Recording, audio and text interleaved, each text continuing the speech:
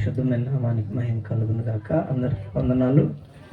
ఈ చల్లని పూట దేవుడు మన కొరకు ఇచ్చిన మంచి వాతావరణాన్ని బట్టి దూర ప్రాంతం నుండి దైవ సేవకులు మన మధ్యలోకి తీసుకుని వచ్చి బలిపీఠము ప్రార్థన యొక్క ప్రాముఖ్యత క్రైస్తవ లోకంలో ఎంతగా ఉన్నది, కడితే ఎట్లా ఉంటుంది, పడగొడితే ఎట్లా ఉంటుంది, ఈ క్రైస్తవ జీవితం పాడవటానికి బలిపీఠం కడుతున్నారు కానీ ప్రార్థన చేయట్లేదని చాలా విలువైన ఆత్మ సంబంధమైన మాటలను ప్రభు మనతో మాట్లాడారు.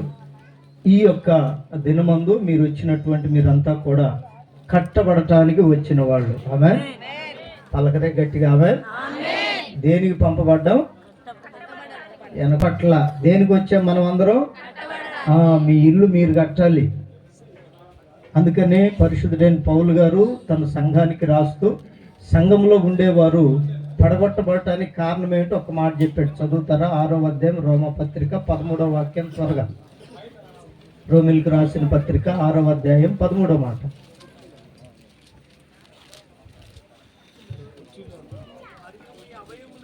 మరియు మీ అవయవములను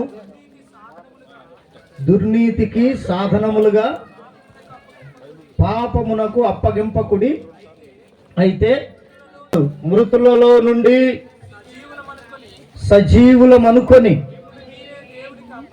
మిమ్మును మీరే దేవునికి, చప్పట్లు కొడుతూ గట్టిగా, మిమ్మును మీరే దేవునికి అప్పగించుకొనుడి.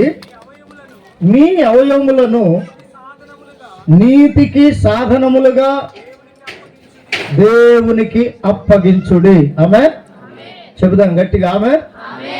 దేనికి అప్పగించుకోవాలంట? మన అవయవాలను నీతికి సాధనములుగా దేవునికి అప్పగించుకుంటే ఖచ్చితంగా మీరు కట్టబడతారు.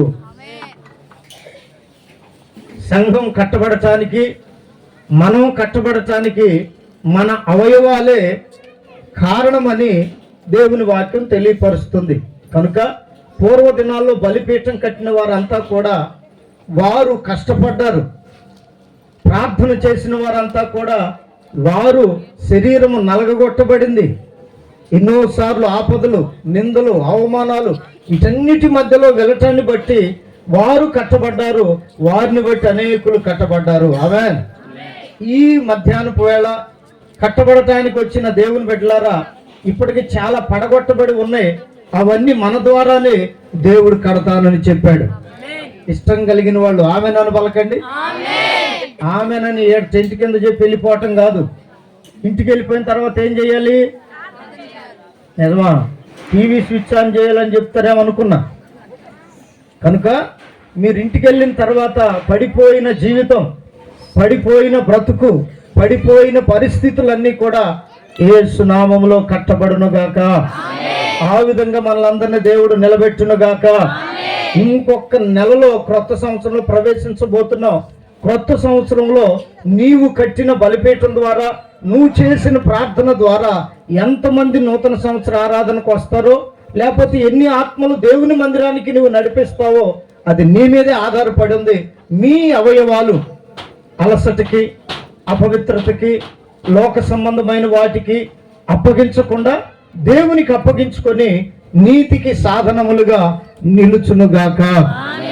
చెప్దాం గట్టిగా ఆమేన్.